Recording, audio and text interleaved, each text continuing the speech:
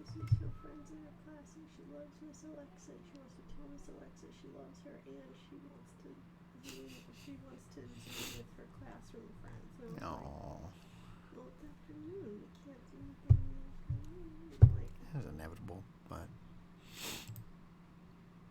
I'm like, yeah. I'm like, I know this will pass. Like, yeah, it's. She's just not bored of us. Yeah, she's bored of us. It's not like she can go back to school and say, did you see?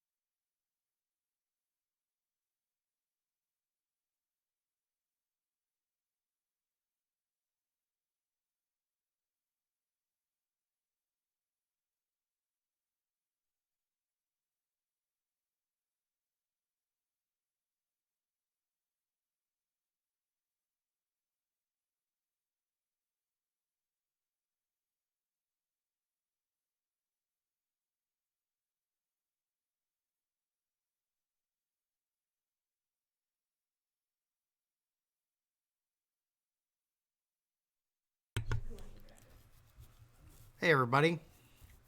We'll get started in just a second. I'm getting a new microphone here. New professional microphone. Got a new microphone. So I'm still troubleshooting it. So if there's any point that you can't hear me or it's too loud or the levels are a little off, just let me know. And we'll make that as tolerable as possible.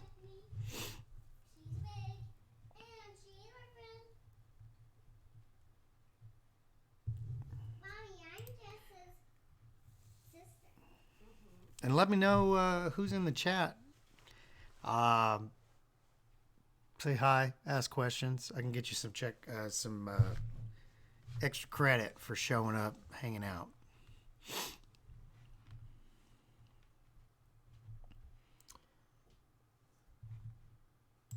I'm going to bring up our checkpoint assignment here.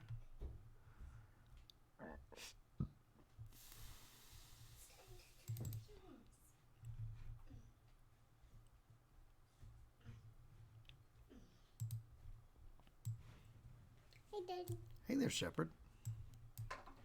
I'm just a sister. A sister?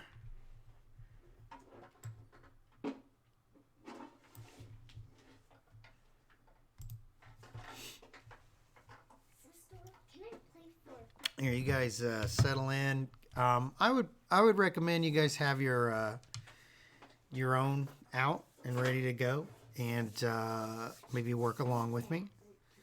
But give me 1 second, and I'm going to jog downstairs. I'm going to mute the microphone real quick, run downstairs.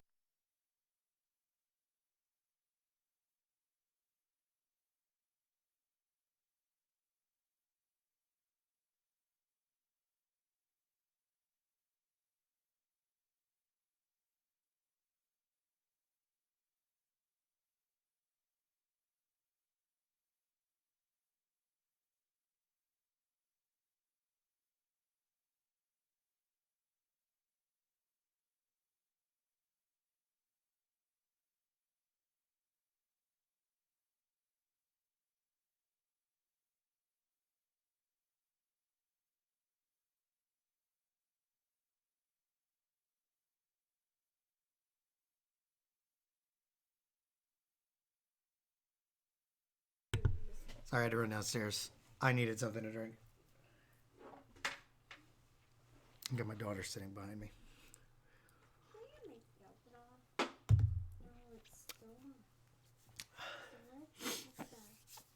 Finn, Connor, Preeti, welcome. Oh, my hands are dry. I just I sent out a reminder email to let everybody know that we're doing this. Matt, hi. Let everybody know that we're doing this. So I'll get started in just a moment.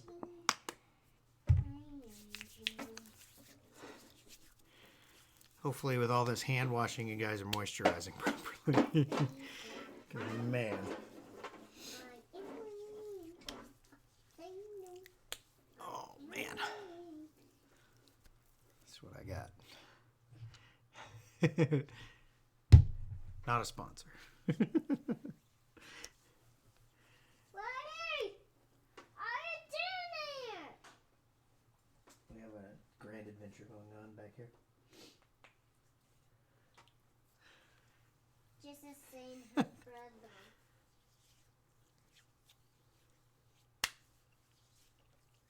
Woody! Woody! This might be more interesting. Okay down there?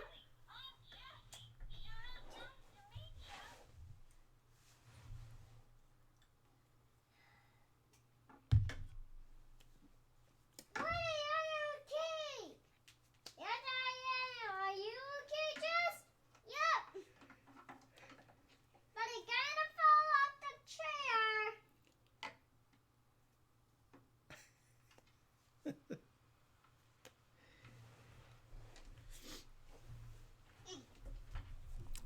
Oh, that's more entertaining than anything you'll find on Netflix right there. Zach, hi. Okay, guys. Let's try to reach it. Okay, so what I'm going to do is I'm actually going to open up a new document here. And I'm going to move the assignment sheet over here to my second monitor.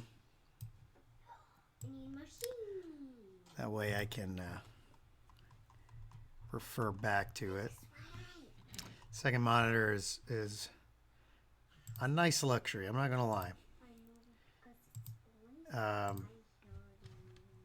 But I'm going to copy and paste.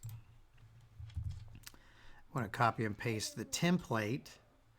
Now, in order to copy the table, the easiest way to do it is you can see here in the corner, you've got this little box. You just click on that and it'll highlight the whole thing. So you can copy and paste from the whole thing. So that's going to be necessary for, say, copying and pasting multiple format tables.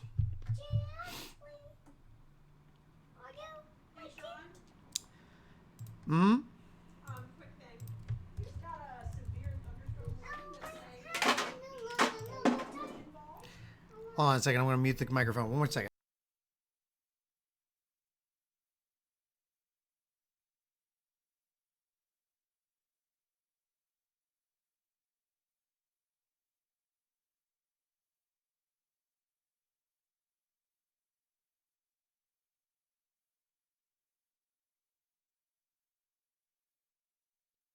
Okay, actually, I have to put this on hold for just a few moments. Everybody sit tight. Get your documents second. I have to run downstairs, put my car in the garage because my wife just said we're predicting $half size hail thunderstorms. My car is currently parked outside of the garage, so I'm going to go fix that. I'm going to mute the microphone. I'm going to stay on, obviously. Keep the stream running so people can come in. If anybody jumps in and is curious where I am, this won't take 5 minutes. So give me a moment. Get your documents ready. Finn, yes, this will be uploaded to Canvas later today. So Don't sweat it.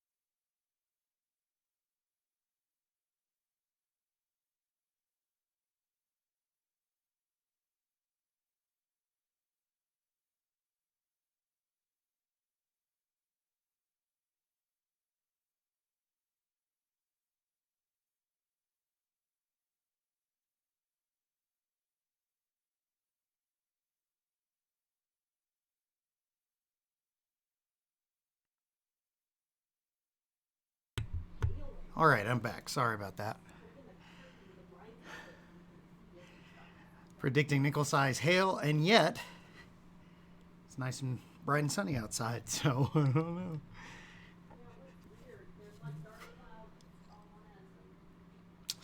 All right, so what we're going to do is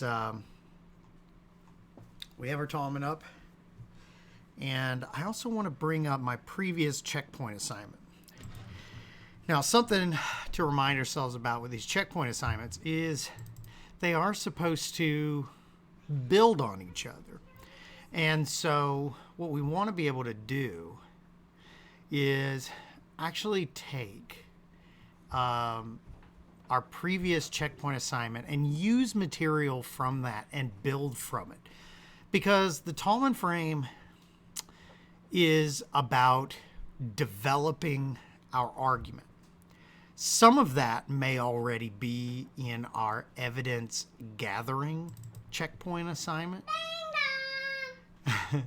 Some of it may have already, slipped through. Yes, Shepard. No, I'm ringing the doorbell. I know, you're being very loud. Daddy's working. And so we want to be able to draw material from our previous checkpoint assignments when we can. The Tallman frame is there to let us know what we have, what we still need, and things that we haven't thought about yet. So the Tallman frame is an organizational tool as much as it is something for generating material. Now, in the previous checkpoint assignment, we had suggested, I had suggested that you pick 3 to 6 items in your room, your dorm room, your bedroom, your personal space, whatever, to write about. And that was all about evidence gathering. Now, you may not have written about that many. That's okay. And if you have written quite a lot, don't feel like you have to turn absolutely everything into something for this paper. In fact, at this point, we want to start picking and choosing what we feel like we have things to say about.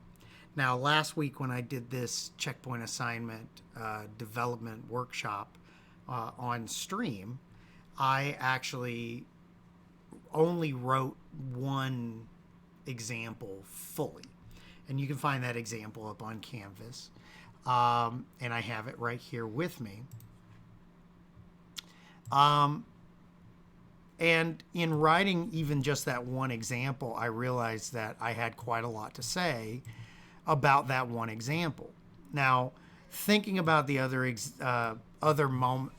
items that I found in my room, I had chosen a handful of things. The one that I actually wrote fully for the example was this Nintendo from my childhood. And I even have a photograph I took from an old photo album and put next to it showing me play that when I was a little kid. I also have on here a Cthulhu plushie, which is a hand puppet that I bought for my daughter before she was born. She's not super into it, but it's in my room now. I have here like my Lord of the Rings book collection. This isn't actually all of them, but I kind of have an addiction to copies of Lord of the Rings, a bunch of different printings of it. And I actually have more than this, but it's my favorite book, my favorite movie. I love it. Here's a picture of my Dungeons and Dragons manuals. I used to have more. I've played Dungeons and Dragons since second Advanced Dungeons and Dragons second edition back in the 80s, but this is current and the previous editions I still have. Here's my Star Wars VHSs. This is the pre-special edition Star Wars. Star Wars means a whole lot to me. And I do have a VCR. I will still watch these original versions. And here I have some comic books. This is actually a handful of comics from The Amazing Spider-Man. This was published in, say, like the mid-'80s. I don't really recall off the top of my head. But these 6 issues were the first complete storyline that I had, because comics were always like ongoing, right? And so the stories would be like part 1 of 1, part 2 of 2, whatever. And I never was able to get a full story growing up because I didn't have a comic book store where I was growing up. And I actually found these 6 issues at a flea market when I was very young. And I was obsessed with these comics, these 6 comics in particular, not only because it was the first complete story arc that I'd ever collected and read, but it's like a guest star Palooza of... No, this is definitely the 90s because Dark Hawk's in there. Dark Hawk and Night Thrasher and the Punisher and Moon Knight and just a bunch of crazy guest stars.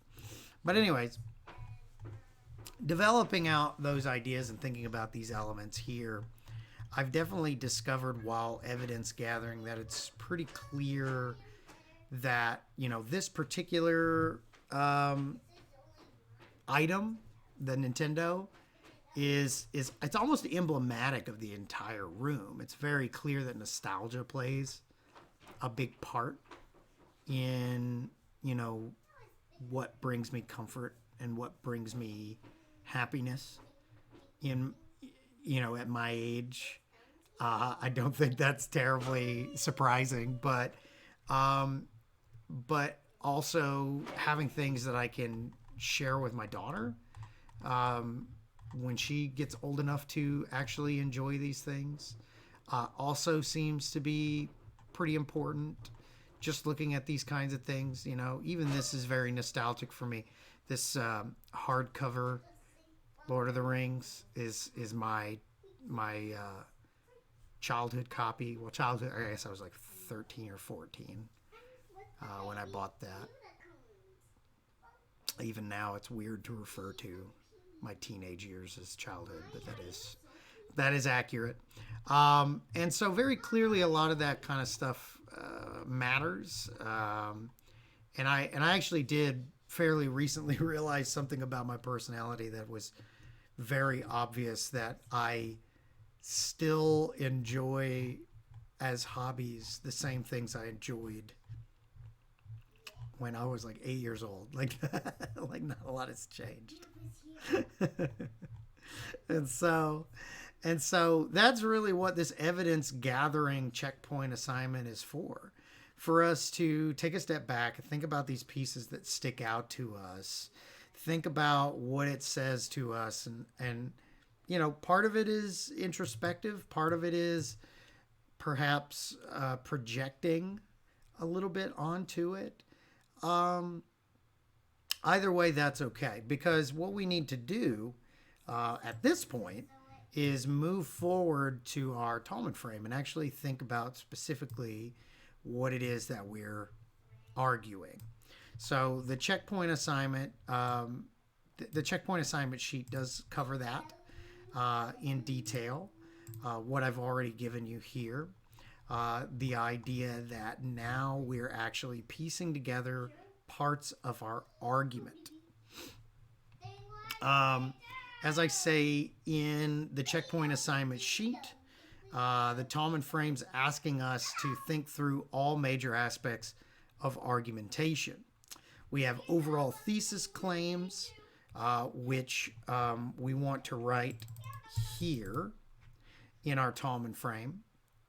Our overall thesis claim needs to argue what you as the writer feel should be the dominant impression that a visitor is getting when they come to your room. What are you trying to project? What do you want your visitor to think about you when they come over? And that could be, somebody somebody you don't know as well, somebody new, whatever. So our overall claim is ultimately asking ourselves, of these different elements that I've found around my room, I'm asking myself, what does it add up to? Each individual piece makes its own argument, right? So, say for instance, my Nintendo, which I focused on, is very clearly emblematic of my full video game collection and enjoying video games. It's clearly a root for that interest of where I am now, still enjoying video games. But I can say more about that as well than just this is what I like, this is what I'm into. However, I'm not feeling like it's necessary for students to have to get super deep, to have to get super introspective, to get, overly critical of ourselves. That's not the goal here. Instead, we're just we're taking a look at it in terms of what do we want it to say, right?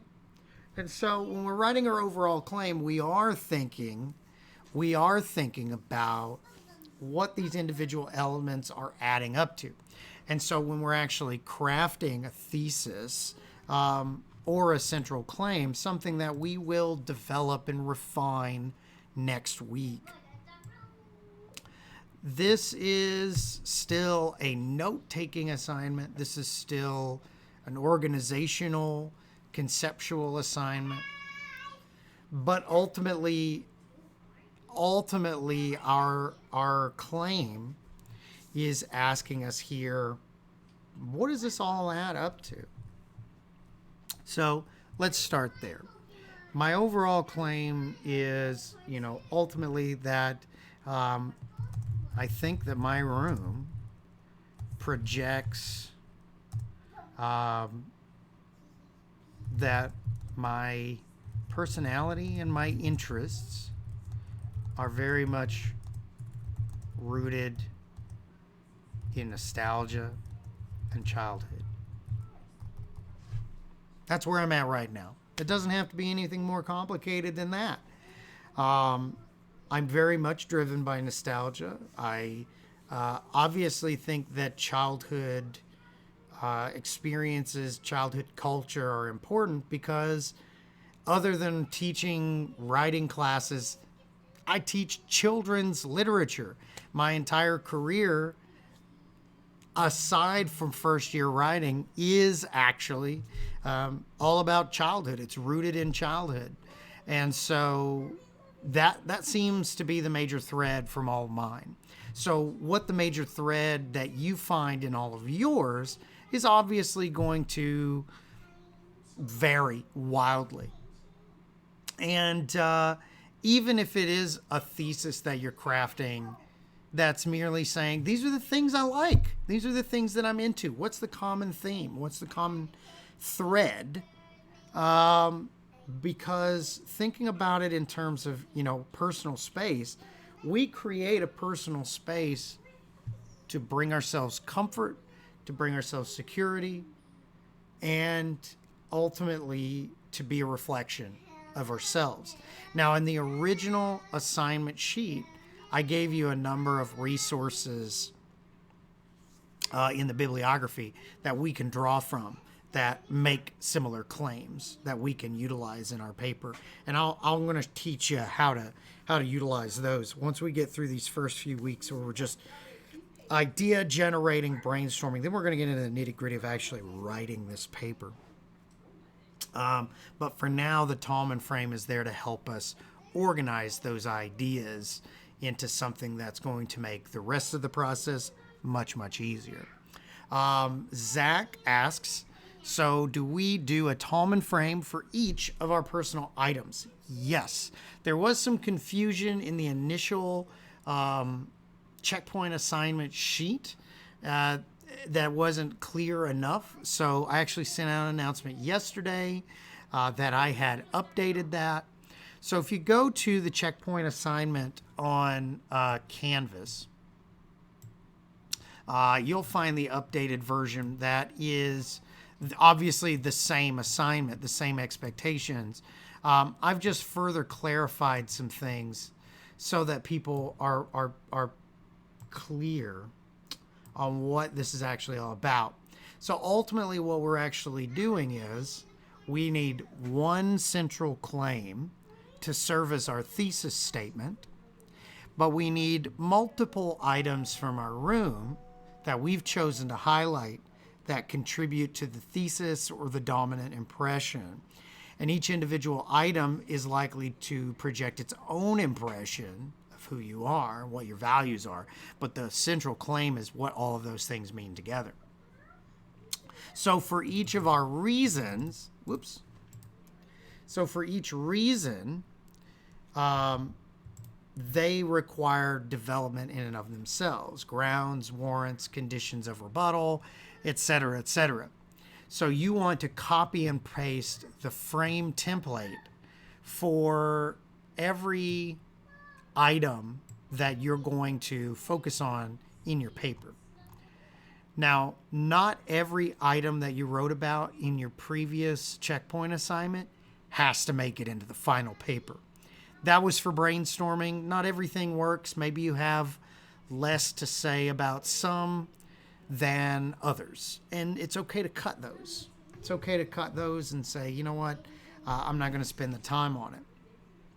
You may even find while writing the Tallman frame that there are areas that you're maybe needing to spend more time on in thinking about.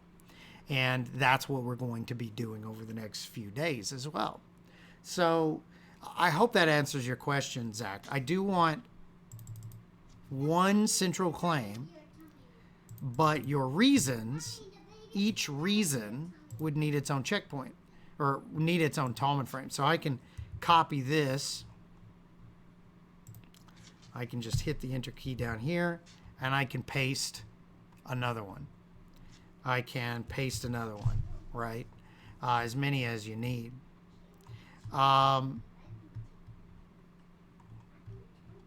Because each supporting reason will have its own grounds. Each supporting reason could potentially have its own conditional abutting. The claim in the template acts as a subclaim. It could. Caitlin asks us if the claim in the Tallman frame could act as a subclaim for the central thing. That's possible. That's absolutely possible.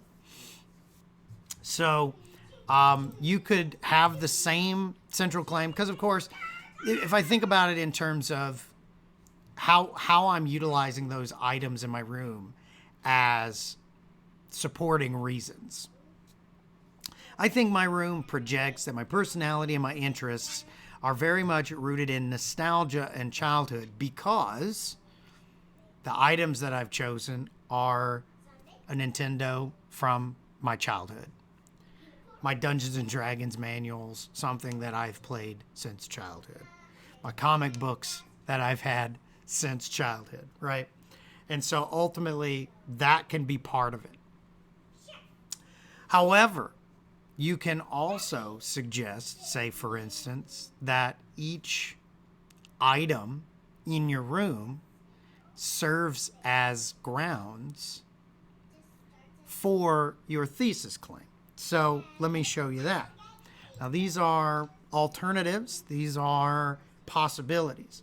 So I can create a Tallman frame where my reasons are my individual items, or I can make an even broader one. Say for instance, claim: I think that my room projects that my personality and my interests are very much rooted in nostalgia and childhood, because many of the items that I've chosen to highlight are actually from my childhood, right?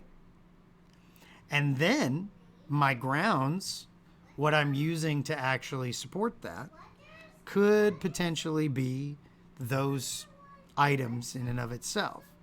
So why I feel this element of my personal space, et cetera, et cetera. Or we could have an alternative where I say, of the things in my room, here are things that are rooted in nostalgia. My Star Wars VHSs, my Dungeons and Dragons manuals, video games I've had since childhood. So there's an option there, right? You can easily structure this whatever makes the most sense to you, because ultimately we're just taking these items in our room to help us figure out what that dominant impression is. Now, the way I've set up the Tallman frame in the checkpoint assignment assignment sheet is to help us sort of highlight individual items, which I think is maybe the most straightforward way to do it. But I think the room projects that my personality and my interests are very much rooted in nostalgia and childhood. One of the items that I've chosen to highlight is my original NES from my childhood. Excuse me. Because one of the items, etc. And then we can move on to sort of the rest of it and think about where that means. But I want to clarify and make sure everybody is following along. Couple of things, Matt. Are we allowed to add in more objects in our room that we didn't put into the previous assignment if we feel it will clarify more? Absolutely. Absolutely you can. You can, add in associated items. Like I said, my NES could be emblematic of the whole collection. My game room up here is mostly dedicated to video gaming. I've got nearly 600 games in that closet over there. And the NES is just sort of emblematic because it's my favorite system. I've had it since I was a kid. Obviously, it's what started me down the path of enjoying things. But, the NES is emblematic of different aspects than, say, for instance, I don't know, any other modern game that I would happen to be playing at any given time, like Animal Crossing, which is what I'm devoting way too much time to right now. But you can add more things in. You can change. I don't compare them to previous checkpoint assignments. Checkpoint assignments are there to help you develop and build as you move forward.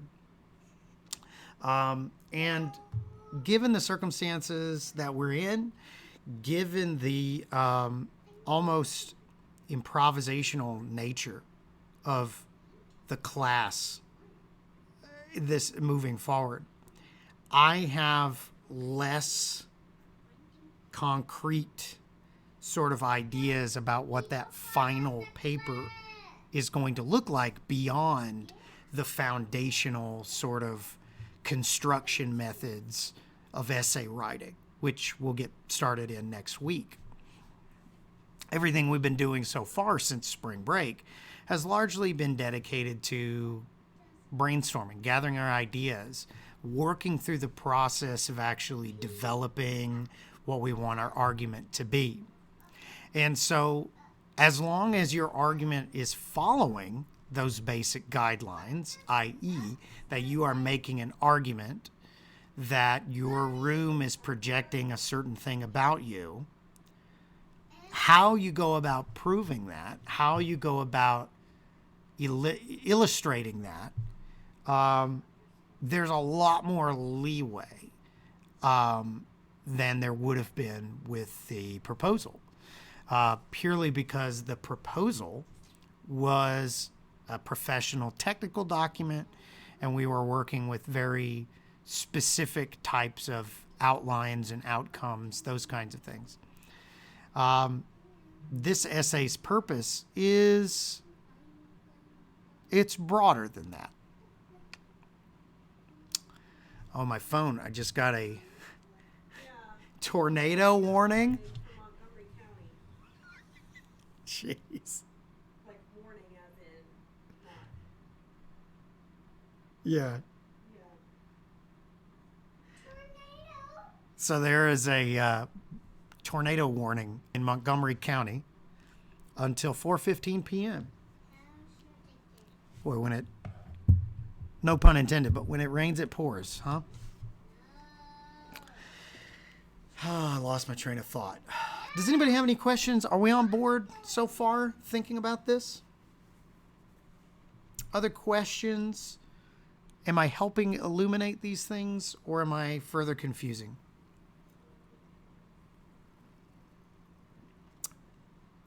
Preeti, yeah, I'm going to allow it. Preeti asks, we can choose to either have one Tallman frame per personal item or include all the items in one Tallman frame. I think that it ultimately depends on how you're going to go about writing your paper. If you want to write your paper where you're breaking down each individual item and what they mean to you and what they individually say about you, then they're going to need Tallman frames individually. And I'll show you that here in a moment, because I want to think about the example that I was writing. When I was writing my checkpoint 6, for instance, I found that I had a lot to say about that Nintendo. And I'm going to need space to fully develop that out. Now, if, say, for instance, you feel like everything is very closely aligned with one another, then it may make more sense to have just one Tallman frame, and then your grounds sort of take the form of tying things together. So there's a couple of different ways to approach it. I want you to use the Tallman frame in a way that helps you organize your ideas. I want you to use your Tallman frame in a way that makes sense for your argument and how you want to go about discussing those things. Now, that may feel kind of loosey-goosey in terms of direction, but if you feel like you need more specificity, more explicit direction, then follow my lead with my checkpoint assignment example that I'm going to show you here in a moment. And that may help sort of make it more concrete, right? But I hope that answers your question. Other questions? I'll wait for the feed to catch up. My stream is a little delayed.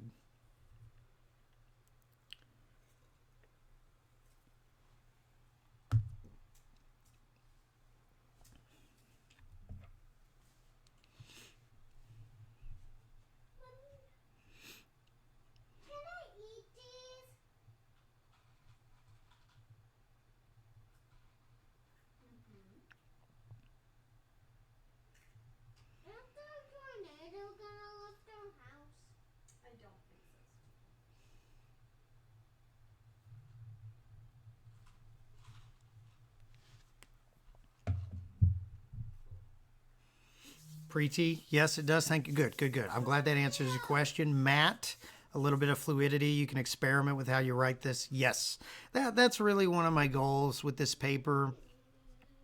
And I'm going to tell you this right now. Because of the upheaval in our semester, because I invented this assignment over spring break to fill in the gaps, my sort of barometer of what I'm expecting in the end with that final paper, it's different than what I was going to expect with the proposal. It's just sort of the name of the game. So what I'm anticipating is to learn as much from reading your papers about how to maybe better teach this paper again as anything else. So when it comes to your final product, what I'm really looking forward to, are you able to give your paper a central focus, a central sort of through thought that leads to a conclusion? Are you able to support that with reasons and grounds? Are you able to consider what your reader might be thinking in response? Are you able to organize your paragraphs in a way that makes sense for your reader? Those are the very basic foundational things that you need to come out of 1106 with in the first place. So that's what I'm going to be grading on. Okay. In fact, I've been giving thought to maybe even revising the rubric to be more simplified.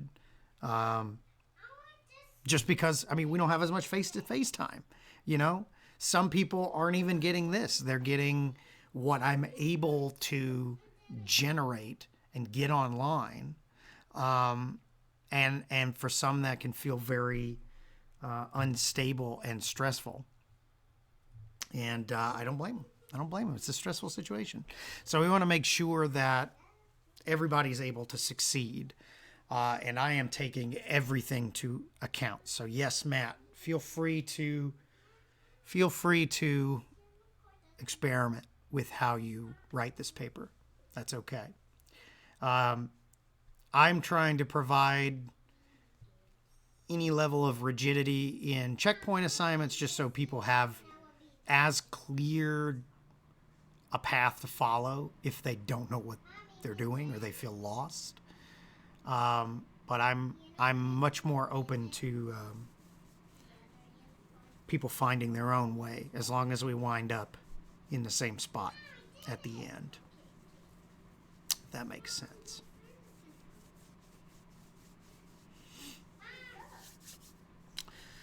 So what I'm going to do is I'm going to start developing this, and I'm going to just show you where I'm writing it, where I'm coming from.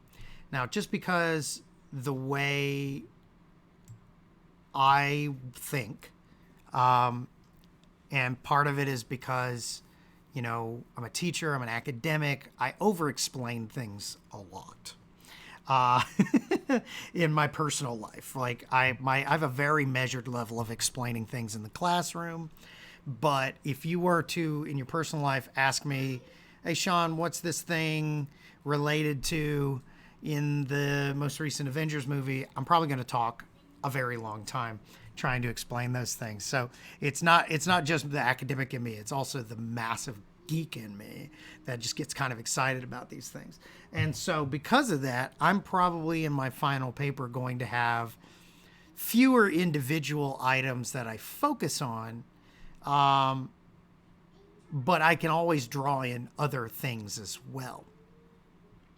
So evidence and thoughts in general behind why I feel this element of my personal space supports my overall thesis.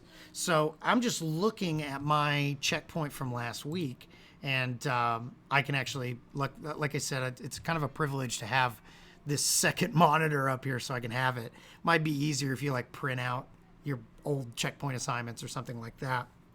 But I mean, if I'm looking at my personalized questions for my NES, I talk about getting this NES when I was a kid.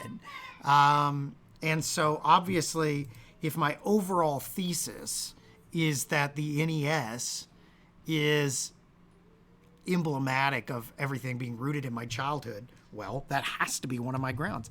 I've had this NES since childhood.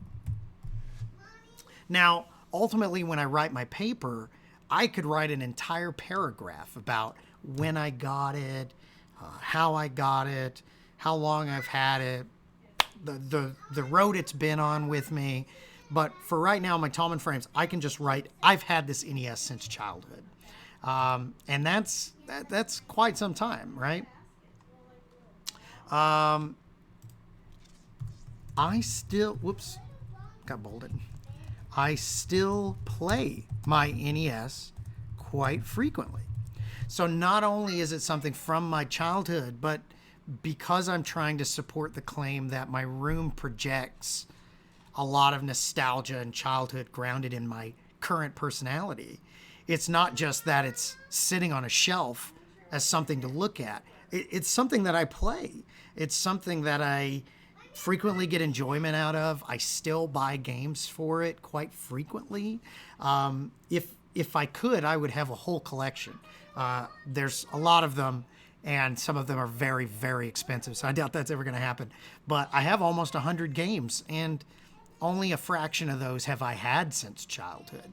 So it's something that I still enjoy. I can get a game that I never played as a child and still play it and still access something nostalgic, even if I don't have something nostalgic in mind for that specific game. So I still play it quite frequently. Is there a story behind the item? I do, if there's some background information, could be a space where I brainstorm contextual information that would be helpful for my reader.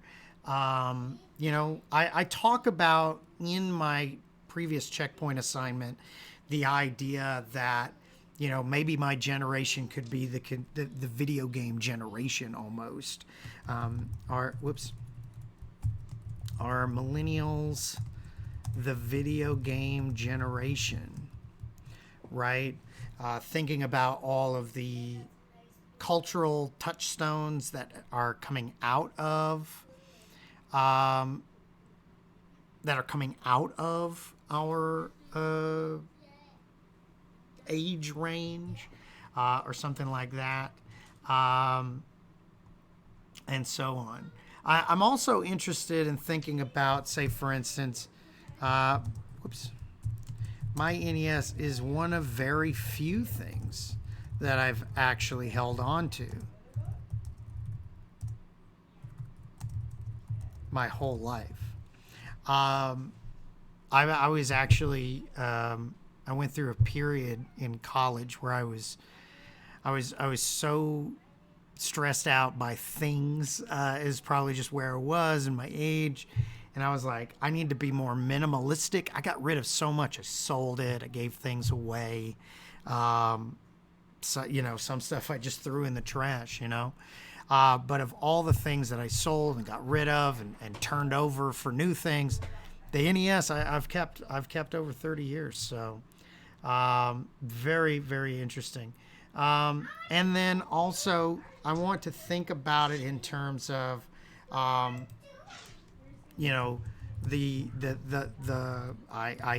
collect video games and play video games frequently, so that childhood video gaming has turned into an adulthood of video gaming, right? And so that's really important. So there's some things that I want to put that when in my paper, think about my reason as a sort of a section of the paper in this situation. If I have a section of my paper where I'm talking about my NES, here are the things that I want to talk about. Here are how it's supporting my sort of interpretation of it, what I want to project, et cetera, et cetera. Are you with me so far? Naomi popped in. Sorry, I just arrived. So we can choose whether we create one Tallman frame per personal item or include all our items in one Tallman frame.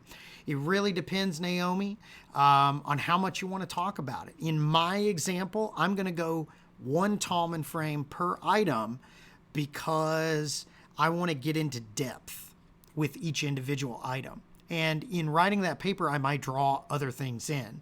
Say, for instance, when I'm talking about my NES, I'm talking about my whole collection. And ultimately, my whole game room, as I call it my game room. And it was always a childhood sort of dream to have a space where all my systems were hooked up at once, right? And so because of that, I feel like that needs space, right? So one of my reasons is because of my NES. However, if it makes more sense for everything in your room to be interconnected in a more specific way, you can put it all in there. The only thing I'm warning people about is don't cram it all into a single Tallman frame just to avoid writing things. Don't do it to take a shortcut. Do it because it makes sense for your argument. But I hope that answers your question. We'll pause and let the stream catch up so that people can ask questions.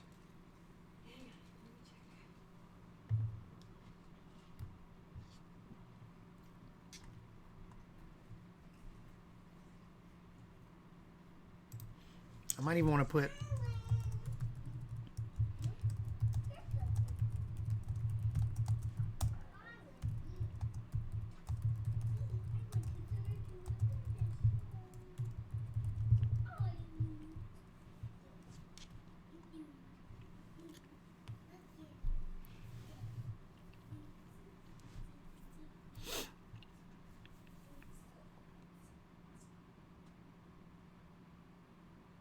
And so the grounds are really, you know, again, you can use that word grounds to really think about how we're actually approaching this, right? You know, on what grounds do you believe this thing, right? That's the phrase in English that we're really drawing from. And so grounds can take a number of forms. In the original checkpoint assignment, I actually go over those different forms. Grounds can take the form of personal experiences and perspectives, firsthand accounts from loved ones and their perspectives. Like, say, for instance, with my NES, I might ask my dad when he bought it, if he remembers how old I was. Secondary research for historical perspective, theoretical perspective. In my last checkpoint stream, I found a number of really interesting possibilities, including an article from PBS about 8 myths about video games debunked. I'm going to draw that in.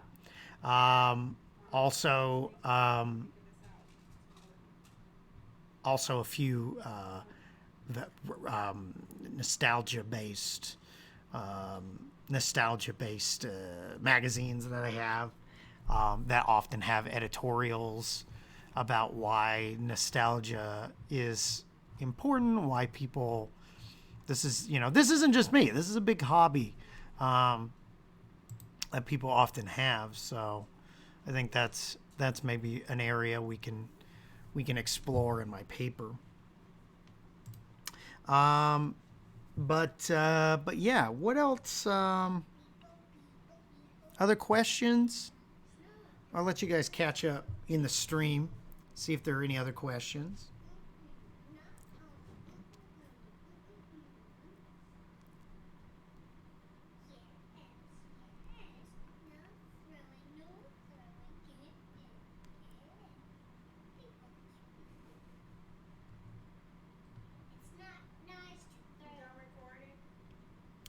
No. Oh, okay. Do you need me?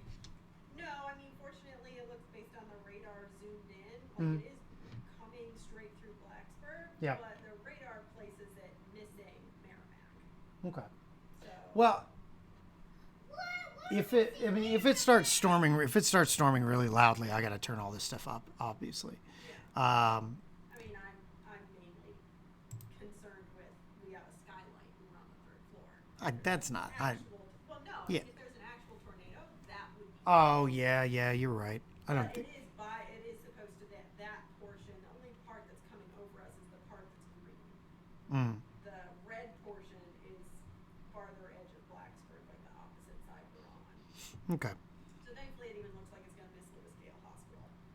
Jeez. This is one thing after another. Sorry if you guys didn't hear that. My wife was giving me weather updates and the tornado warning that we currently have in Montgomery County. Von Shaw's, you got a question? Hold on one second. Yes.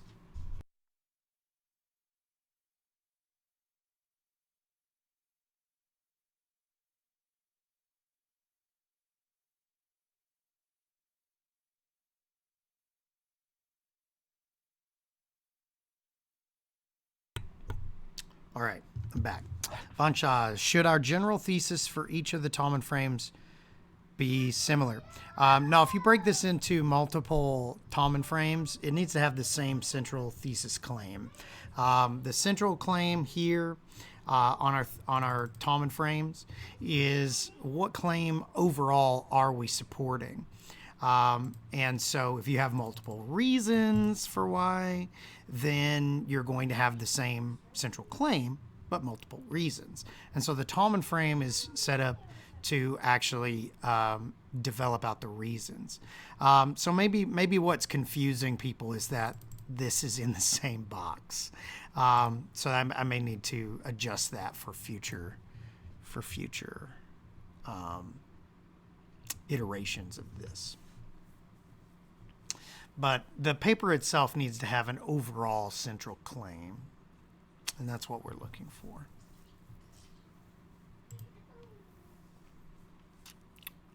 Okay, let's keep going. When we're looking at conditions of rebuttal, this is a space where you address audience concerns and questions that would be attacking, rebutting, or being skeptical of the writer's reasons or grounds. So anybody who may, look at this information, say with maybe a little bit of a side eye. So if I'm thinking about, my claim and what I'm trying to say here, ultimately, I think we're often getting a sense of our self-projection, the way we're interpreting our personalities is in a positive way. I feel positively about my rooting my sort of interests and hobbies in childhood. At this point in my life, I'm not yet middle-aged, but I ain't not approaching middle-aged. I've got a family. I've got a steady career. That's when you start asking yourself, what do you spend your free time with? What do you spend your disposable income on? And I think that does say a lot about your values. And your values just mean, what do you think is important? What do you think is important in life?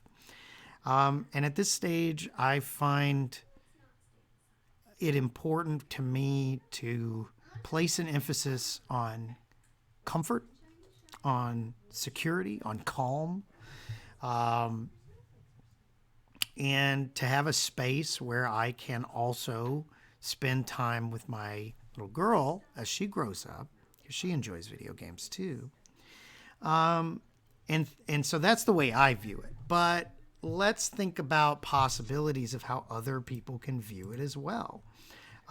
So for instance, I think it would not be much of a stretch to say that I think a lot of people my age and older would view it as a waste of time and a waste of money. Why is our camera Right. Playing a video game, spending hours and hours and hours playing a video game? What are you accomplishing? What are you actually doing with your life? It's crap I've heard my entire life, right? What are you doing? Are you wasting your time by sitting inside and playing video games instead of going outside and playing sports? That was the sort of comparison I've heard my entire life. And while yes, there are certainly health concerns related to sitting indoors way too much, it was a particular concern because, of course, my generation was the first generation to have kids that were sitting indoors playing video games a lot.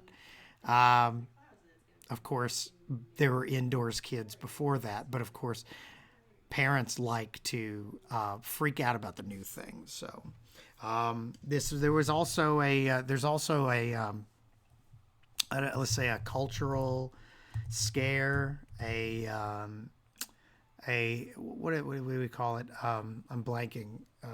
A morality panic against video games. When I was a kid, there was a huge backlash against video games, about them inspiring violence, about what they could be doing to kids' minds. Some particular ones that were sort of targeted. One game was called Night Trap. You guys might want to Google that, because that's it's pretty funny to think about. If you go to YouTube and look up what Night Trap looks like, you guys at your age would probably look at that and think this was what everybody was upset about. There were Senate hearings where then Democrat, now Republican Senator Joe Lieberman was describing Night Trap in front of a Senate or a full congressional hearing about how lurid and obscene it was. And then, of course, Mortal Kombat and Doom. Those are franchises that are still around. But those were just getting started when I was a kid, and that was what people were afraid of. But it's not like it's gone away. Literally just a handful of weeks ago, Democratic presidential nominee, presumptive nominee, Bernie Sanders just dropped out this morning, has said that, video games were a cause of concern and referred to people who make video games as sickos. And so it's not like it still isn't being used as a scapegoat for a lot of ills in the world. So that's part of it as well. I also want to pull up, maybe for instance, there's a very negative perception about video gamers, antisocial, that's man children in my case, right? Etc. A very negative perception about those personalities. I teased my wife the other day saying that it was a good thing that I met her before online dating was a thing, because I don't think my Tinder profile would be very appealing.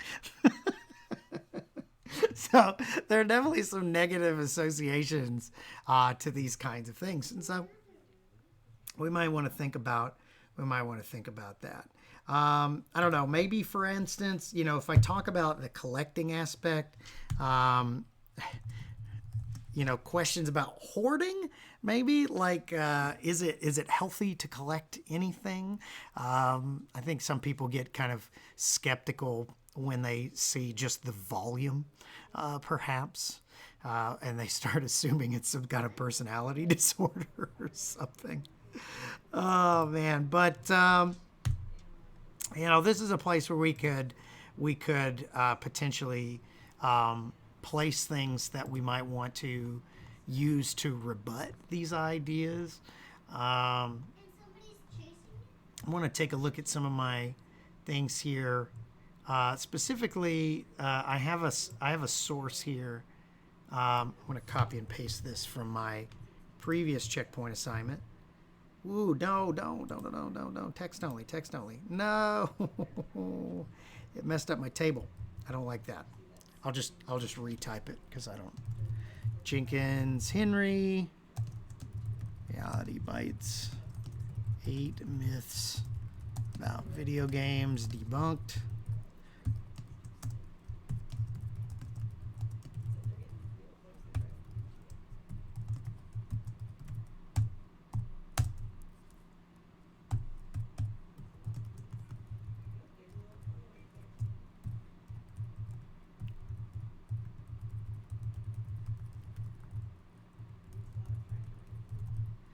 Ugh, it's the URL that's causing a problem. Okay, don't want that then. I want to take that out. I'm just going to put a link. Hold on.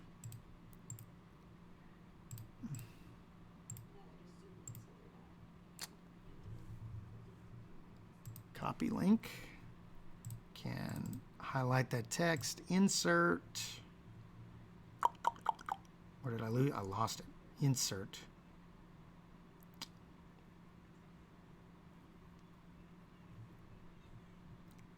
Link. Couldn't find it. There we go. Now, you don't have to do secondary research in this case. The only I want you to use secondary information to sort of support some of your claims, but I'm going to provide you with some materials that are generally related to, your room being a projection of yourself and your personality and why we as people do that. But that is also a possibility for you to find research to support, because if you make a claim, you need to back it up in some way. So to me, if I say no, video games actually aren't harmful or a waste of time or anything like that, well, I can find a resource that could potentially help me persuade a skeptical audience into accepting that. So, are you with me so far? Questions?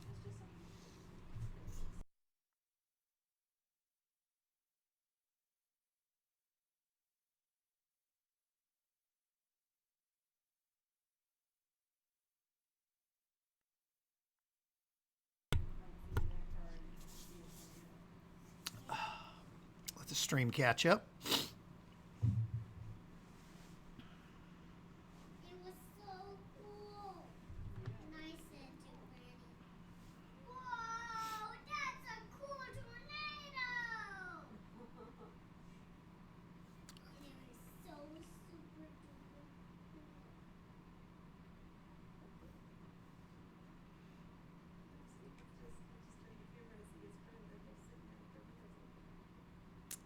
I've got an all clear alert. Yeah, except I'm not sure what that's supposed to relate to, because the radar is showing this one not hitting us, but the 6 p.m. one coming over us, and I don't know if that one's also predicted to produce. It's a red one, like a red storm. I don't know. Well, red just means severe. Yeah. So I'm hoping that that's just not a, Mommy, yes, Mia? I did do another movie of these. Another tornado movie? Okay, so let's look at this one. Says Mr. Tornado Storm Force. This is probably a couple different ones. Maybe a meteorologist would show up. My daughter is downstairs very much interested in learning about tornadoes right now. All right, so let's talk about warrants. Now, if we need a refresher on warrants, we can do that pretty easily. Let me draw up some notes here that might help us clarify. Those are giant leaves. This one has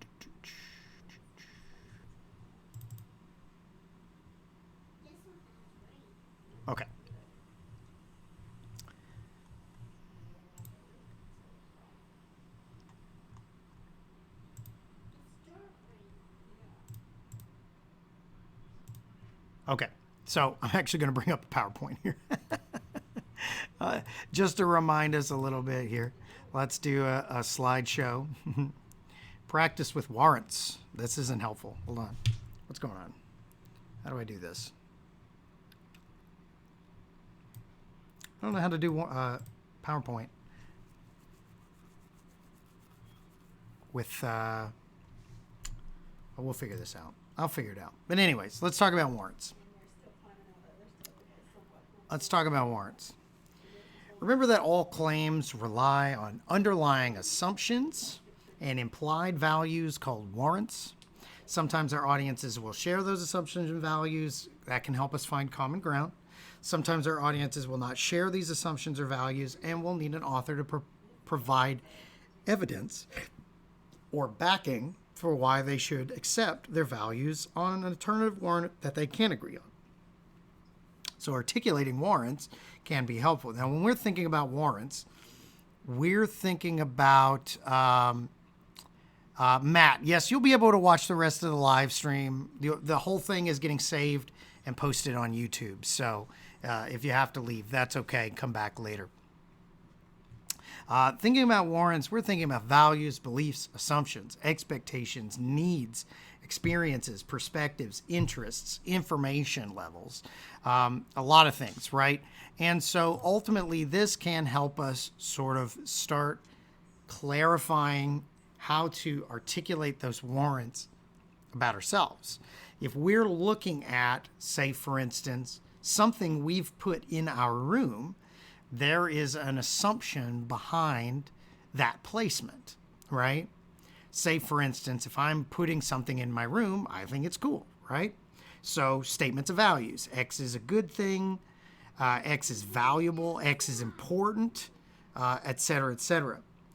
You can also make statements of expectations. X should do Y. If X, then Y. I have these things in my room set up with the expectation that I can play with them, that I will play with them, that I will let visitors, ask questions about it, those kinds of things.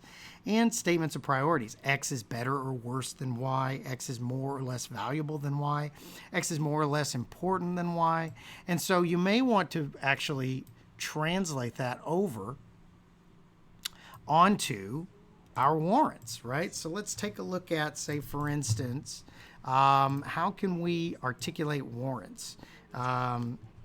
X is good or bad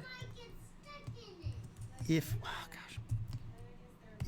X, then Y. X is, well, why is it bolding? X is better or worse than Y. So we have to think about what we're actually saying, or in this case, what we believe, right? Say, for instance, if somebody comes into my room and sees that I have all these video games, obviously playing video games is fun, relaxing, enjoyable.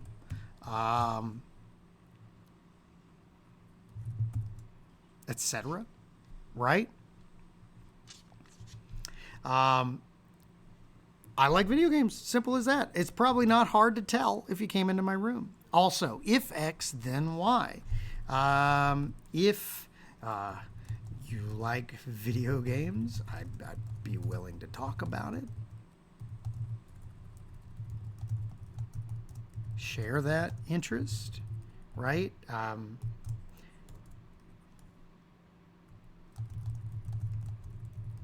Just by having them out and plugged up on display, that is implying that I do like playing video games. I'm willing to play video games with visitors. It's not just for me, it's for sharing, right? Just by its placement in my room, by having it hooked to the TV all the time, by having things readily available, by having things sort of, even just the layout of my room is set up sort of centered around these TVs. Obviously, there is an underlying value behind something that I believe. Somebody comes in, they can make that reasonable assumption. And often I think people would make an assumption. Now, I don't necessarily believe this, but playing video games is, let's say,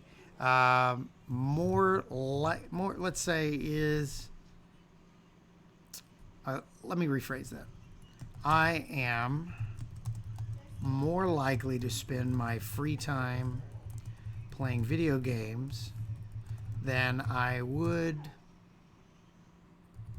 watching TV or reading. Don't get me wrong, I watch a lot of TV and I do a lot of reading. But I spend a lot of time playing video games. I think it's reasonable to assume that if you came in.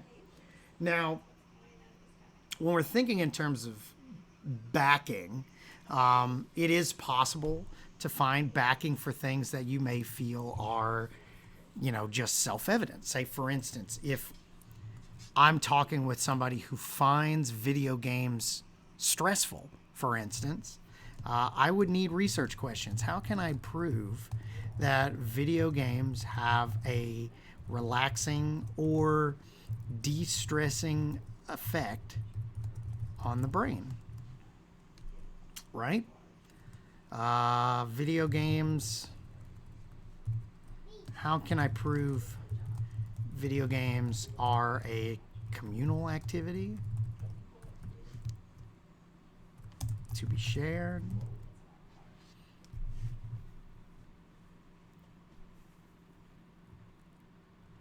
So, I mean, if I have a reader that may be, say, for instance, skeptical of that, I may need to have that as a condition of rebuttal, right?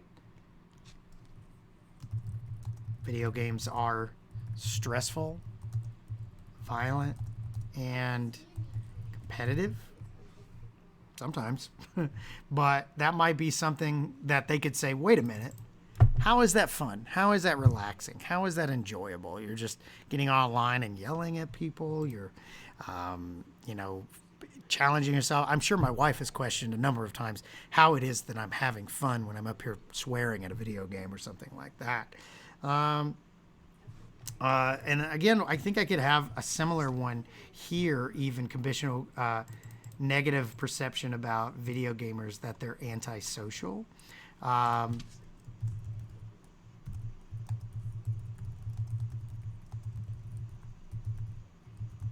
Right?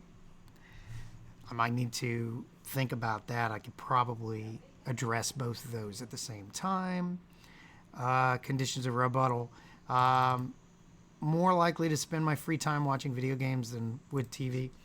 Video games aren't as edifying as reading, television, other forms of entertainment. Our video games art. That tends to be a conversation that comes up a lot.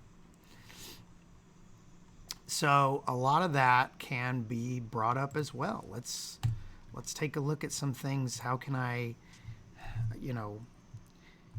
how can I prove the social aspect? And my backing may need to be something that I have to I identify here, right? A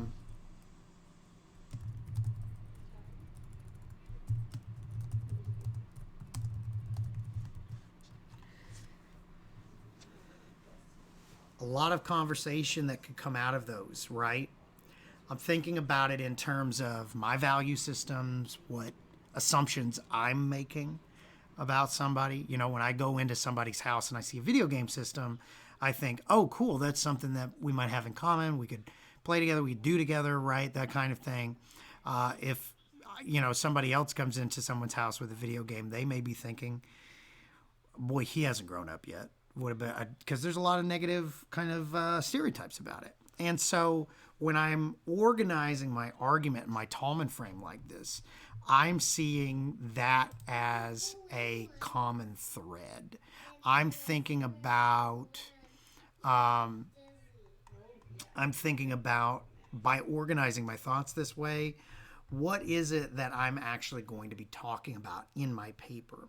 So when you're developing your Tallman frame, you're ultimately developing that argument. You're thinking about what are all the different tendrils of this conversation. Now, I may not have to talk about all of these things in my final paper, but I need to put them down here so that I have it organized. I have the thoughts put in one place. I have them in these boxes to sort of help me sort through the ideas, and I can start thinking about what do I need in order to support this, right? Questions.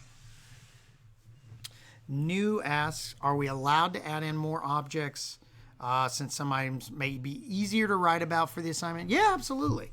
Part of this is, figuring out what you want to talk about and what you can talk about, right? I mean, there's certain things, in my personal space that I can't talk at great length about that may give off some kind of impression, that may have some kind of, value meaning behind it that somebody may make some assumption about me with, but I don't know much else to say about it other than that I think it's neat. Like, for instance, let me let's see if I can lift my camera here so you can see. I got a lot of wires. I got right here a poster of like a robot. My mother-in-law got me that poster, and it's ironic that I think in having this conversation, I don't know, I just think it looks neat, and yet when my mother-in-law got me that poster, my wife's response was, "Man, she just gets you." I don't know what it says about me, but I like it. It's a cool poster. Other than that, I like vaguely science fiction-y, retro-looking stuff. I don't know. It's a cool poster. That's all I got to say. So maybe I would have written about that poster in my last checkpoint assignment, and then ultimately not have much else to say about it. But yes, you can change things in and out. I'm not going to compare. I'm not going to compare. Other questions? I see we've been streaming for some time now, so people are having to leave.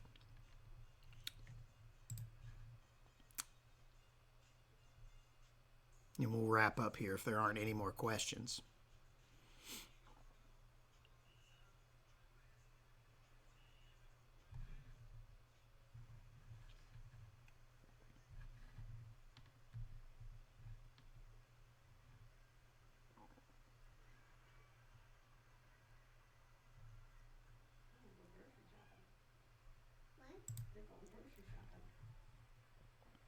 Word crashed on me.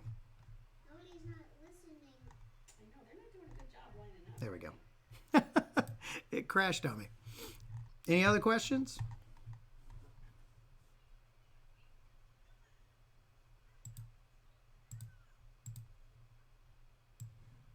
I'm going to go ahead and chop that off.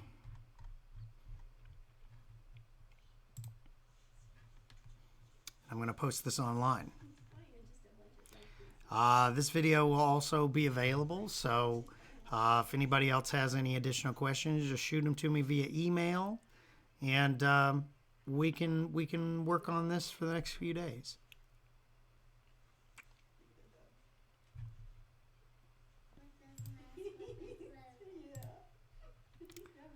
I'll go ahead and get that up there.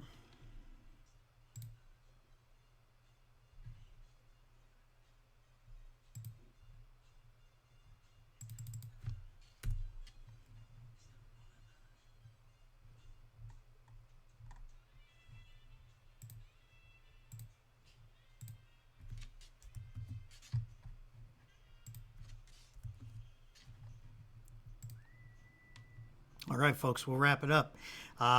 Just shoot me an email if you have any questions. The stream will be available on YouTube shortly. If you need to go back to it for reference, and I'll be posting these things on Canvas. I'll send an announcement when they're ready. Take care.